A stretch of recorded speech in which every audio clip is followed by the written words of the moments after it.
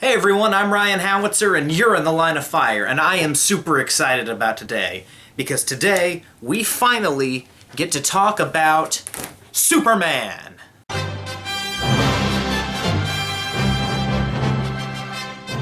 Ever since his creation by Jerry Siegel and Joe Shuster and his first appearance in Action Comics in 1938, Superman has gone on to become one of the biggest icons in the entire history of the world. That's no exaggeration. Everyone knows who Superman is. So naturally, Superman was going to get his own movie. I mean, he'd already had his own radio show, a couple Saturday morning movie serials, cartoon series, and a live-action television show. So naturally, it was only a matter of time before he got his own feature film. However, one movie had to happen first before Superman could be on the big screen. And that movie was Star Wars. And yes, I know production on Superman began before Star Wars was released. However, without Star Wars, I honestly don't think that audiences would have been ready for a movie like Superman. Star Wars was not only a technical marvel, but it gave this grand epicness to sci-fi again that sci-fi had been lacking for quite some time. I mean, before Star Wars, everything except for Star Trek had been pretty much just a cheesy B-movie as far as sci-fi was concerned.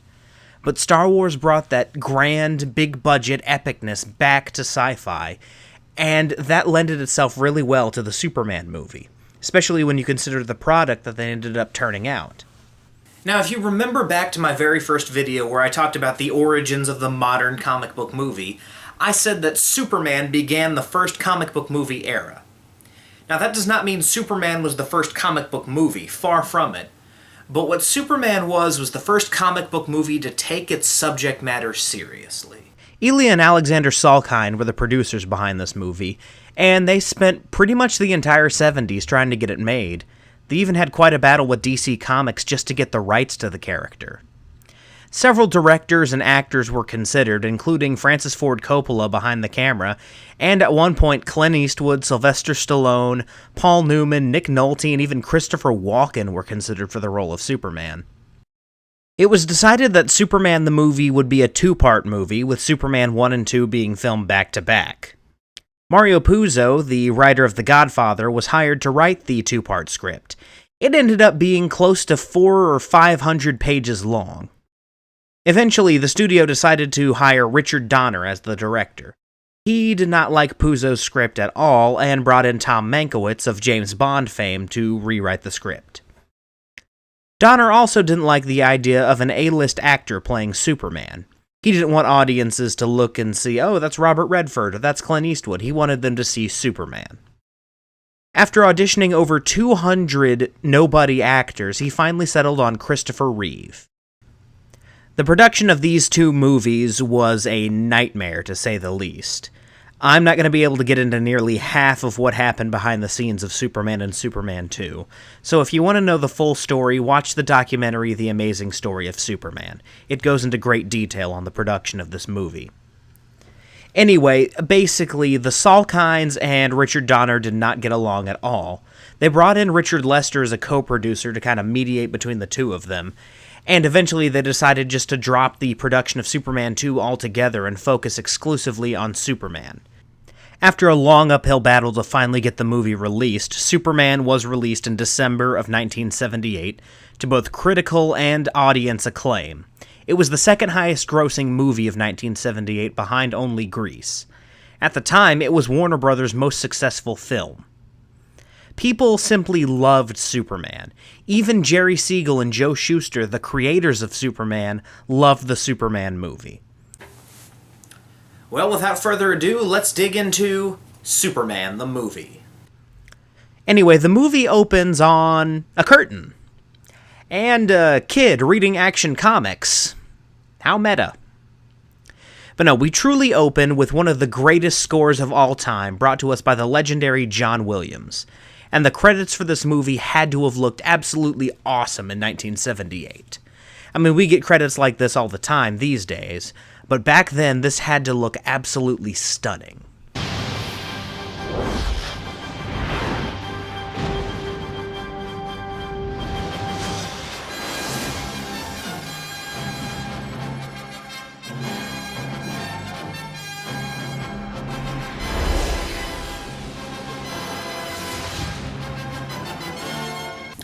Remember how the music in our last review was kind of crappy? Well, that's not the case here. The music in this movie is amazing. John Williams' Superman score is one of the greatest movie scores of all time. Right up there with Star Wars, and Indiana Jones, and Jaws. We then cut to Krypton, where Jor-El, played by the legendary Marlon Brando, and the rest of the Council of Krypton is sentencing General Zod, played by Terrence Stamp, and his co-conspirators to life in the Phantom Zone for treason. You will bow down before me, Jor-El! I swear it! No matter that it takes an eternity, you will bow down before me! Both you, and then one day, your heirs!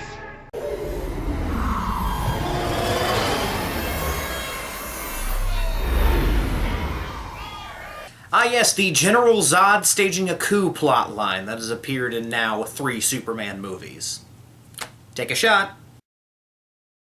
I don't really need to explain any of this to you. Jor-El has evidence that Krypton will explode, nobody listens to him, and he and his wife send their son, Kal-El, off the planet in a spaceship containing a blanket and a green crystal, which contains all the knowledge of Krypton and the other planets and galaxies, just as the planet Krypton is destroyed.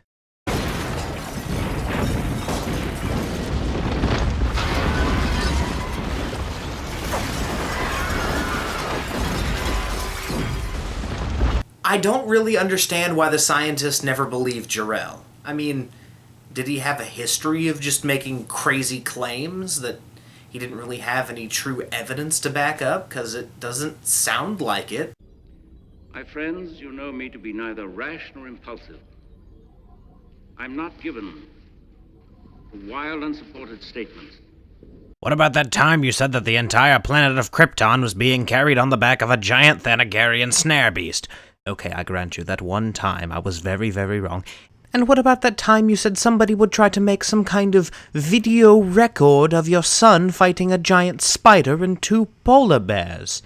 Okay, now you're just making stuff up. And what about the time you said that you could travel backwards in time just by flying really, really fast around the planet? I said that out loud?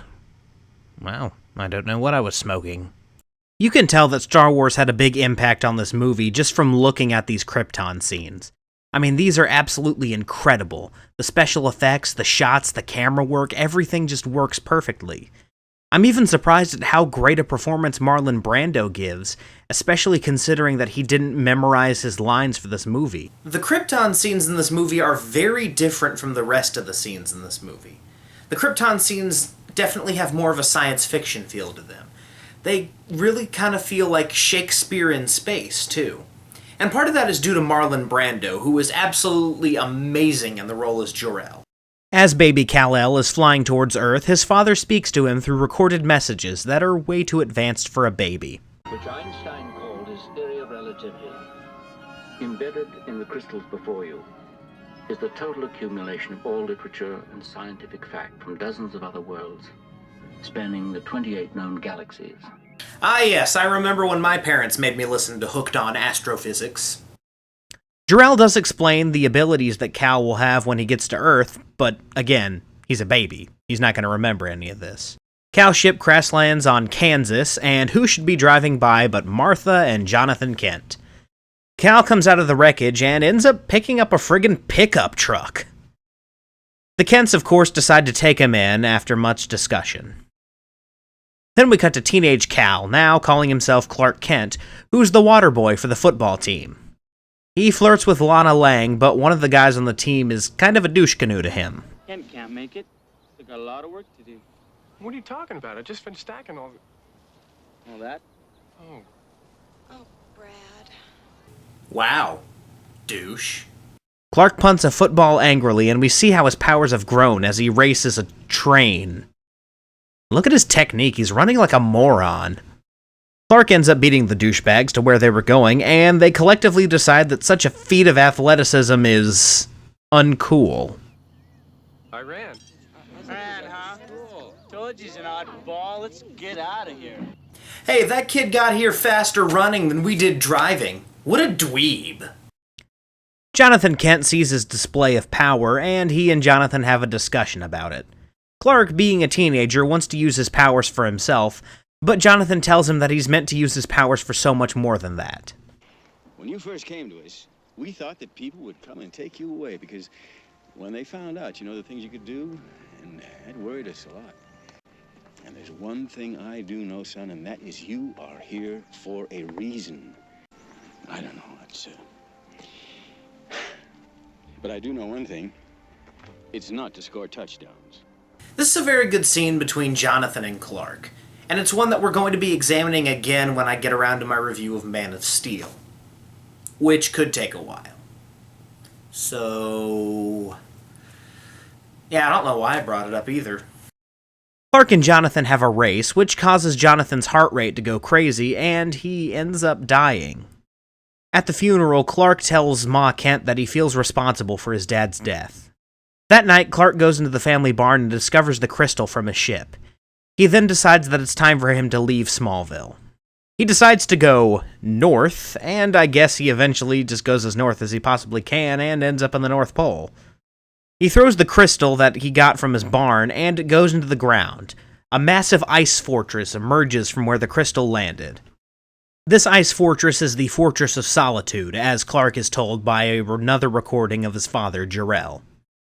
In fact, Jor-El has several of these recordings. The two of them spend the next 12 years hanging out and talking about the knowledge of literally every planet and galaxy. My one question is, when did Jor-El find all the time to record these things? This was honestly better explained in Man of Steel, where the ship contained Jor-El's consciousness. Anyway, Jor-El tells Clark his purpose, and that he shouldn't interfere with human history. Any bets on how long it takes until he breaks that rule?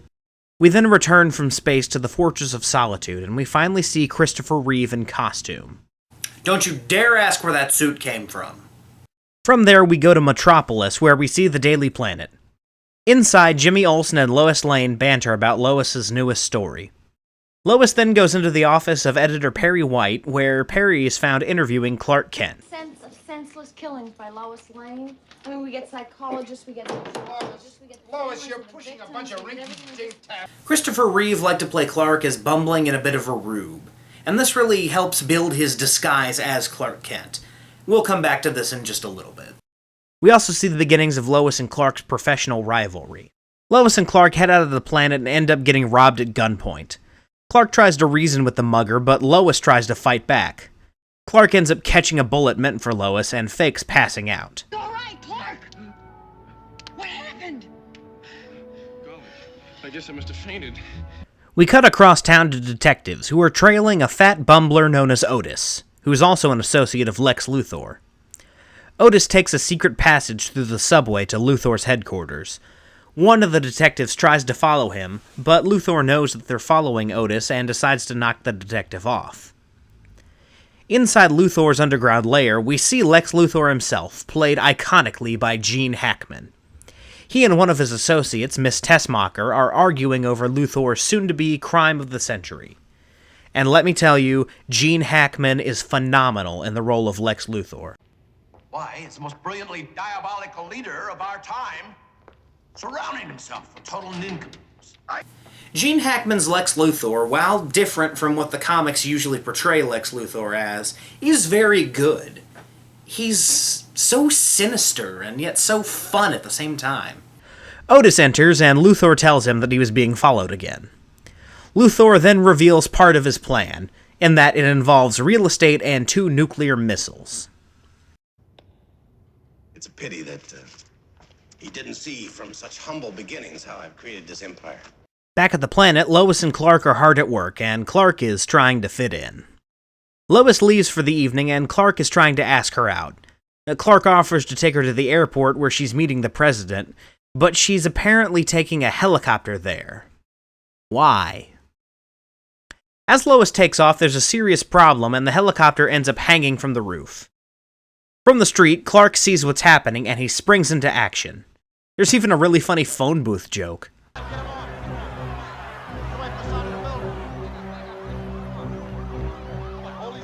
He rips open his suit in iconic fashion and uses a revolving door to change into Superman, and this reveal is one of the coolest in cinematic history.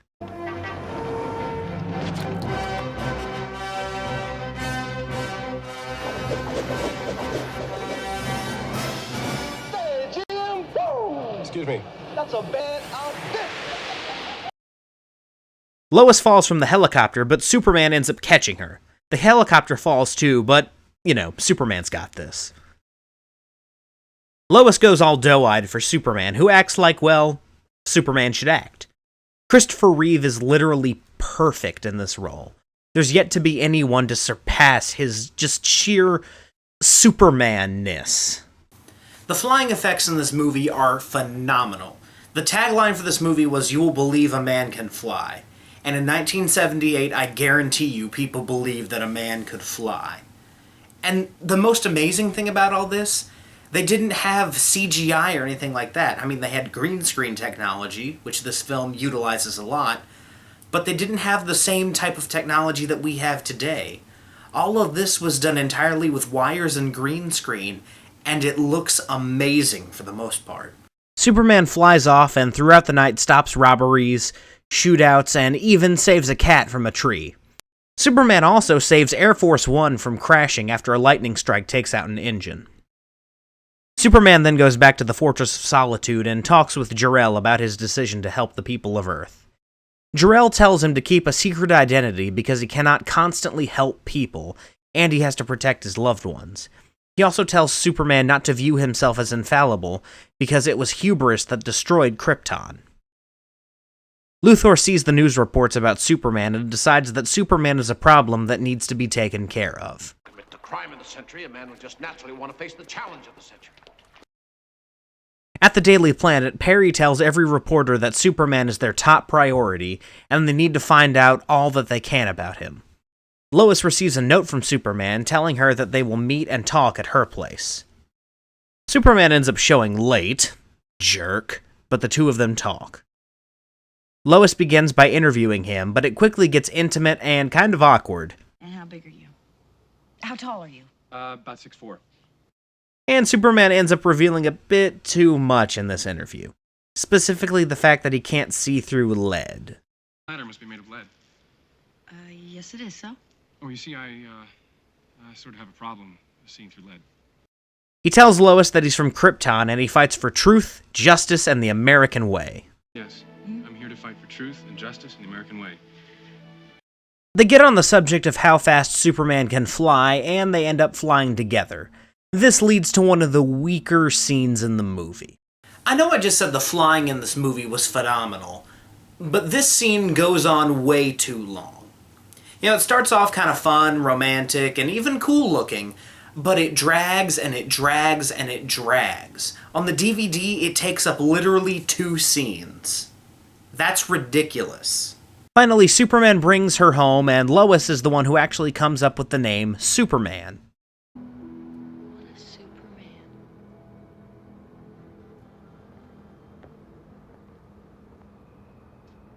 Superman. Clark knocks on her door just a little bit later because they had a date that night. First I have to fix my hair and some blush on. A lot of times people will make fun of Superman because his disguise is just a pair of glasses. But really, it's more than just the pair of glasses. He does his hair completely different, he stands differently, he slouches a little bit, and back to what I said about Christopher Reeves liking to make Clark a bit of a bumbler, that serves to help his disguise too. No one's going to think that the Clark Kent who faints every time a gun goes off, or who can barely get through a revolving door, or is constantly spilling stuff on people, is going to be Superman. It's all part of the disguise, and that's why Superman's disguise works. Well, that no one ever looks too closely, and the people in the DC universe are morons. At Luthor's lair, they try to determine Superman's weakness, and they discover that a meteorite discovered in Africa may give off radiation that will kill Superman. This is what's known as kryptonite. Then they also discover the whole lead thing. Now do you maybe see why you shouldn't tell the reporter that you have trouble seeing through lead, Superman? We cut to a military convoy carrying the nuclear missiles mentioned earlier. Luthor uses Miss Tessmacher as a distraction, and Otis tampers with the missiles. Luthor arrives disguised as an EMT and picks them up. It turns out that Otis messed up, so they try again. This time, Miss Tessmacher handles all the technical stuff. We then cut to Lois Lane giving an interview in her car with a Native American on why he sold his land to a man he didn't even know. Spoilers, this ties in with Luthor's plan. At the planet, Perry tells Clark about Lois's assignment, which was investigating land fraud out west, and about a robbery in a museum where the only thing taken was a useless meteorite. Sound familiar? A high-frequency sound goes off that only Clark can hear. Luthor tells him over this frequency that he's released a poison gas in the city. Clark leaves the planet through a window and changes into his costume. He follows the sound into the subway where Lex Luthor has set a trap for him. And how he gets into the subway is just friggin' awesome. Everyone stand back, please. Stand back. It's all right. Nothing to get worried about. On his way in, Luthor tries to shoot, fry, and freeze Superman, but, well, he's Superman.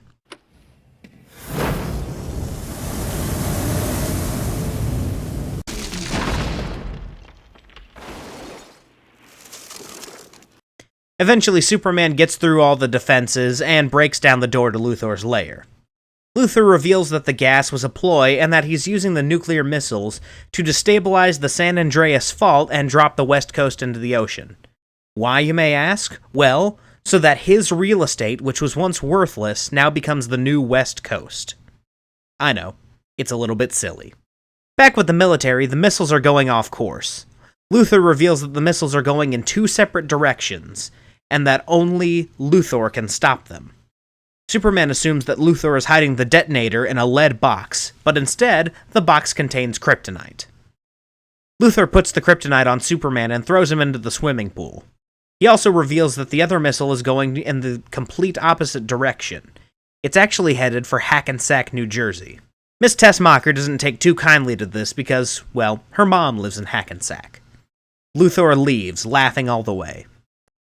Superman, on the verge of drowning in the swimming pool, tries to reason with Miss Tessmacher, who asks him to save her mother first. He agrees and she helps him out of the pool and gets the kryptonite off of him. Superman then regains his strength and takes off. He goes after the first missile. He knocks it off course and into space and goes after the second missile. The second missile makes impact on the San Andreas fault line and everything is going to crap. California is literally being ripped apart, and the Hoover Dam even starts to fall apart. Superman flies into the fault line and repairs it from beneath. He then flies off to San Francisco and saves a school bus. He also keeps a train from derailing. Jimmy Olsen, meanwhile, is at the Hoover Dam, which is breaking apart. Superman saves Jimmy, who tells him that Lois will be by to save him. Lois's car runs out of gas, and she ends up getting killed by an aftershock. Superman is able to prevent the water in the dam from killing anybody, but he arrives too late to save Lois. This triggers a scene that is very infamous, and it's one of the points of this movie that's actually very, very weak. Superman gets so upset that he flies up into space and spins the Earth backwards to reverse time. And yes, this is literally the worst part of the movie. This scene is stupid, and it's stupid for several reasons. One, the science isn't there, but seeing as how this is a superhero movie, that's not really relevant. Two, it's inconsistent. When Superman turns back time, Lois is saved, but everything else he did is not undone. It's still there. And I'm pretty sure it wouldn't work that way. It's not like Superman's using a TARDIS or a DeLorean. He's just flying really fast. And three, this runs counter to everything Jor-El told him not to do. He's literally tampering with human history. And there's no consequences for it, which is number 4. Literally, nothing comes of this. He just interferes with the fabric of space and time, and everything's okay. Anyway, he's able to save Lois, and he flies off. He then goes and finds Luthor and Otis and drops them off in prison. Then he flies off again. We end the film with Superman flying through space with a fantastic John Williams score behind him.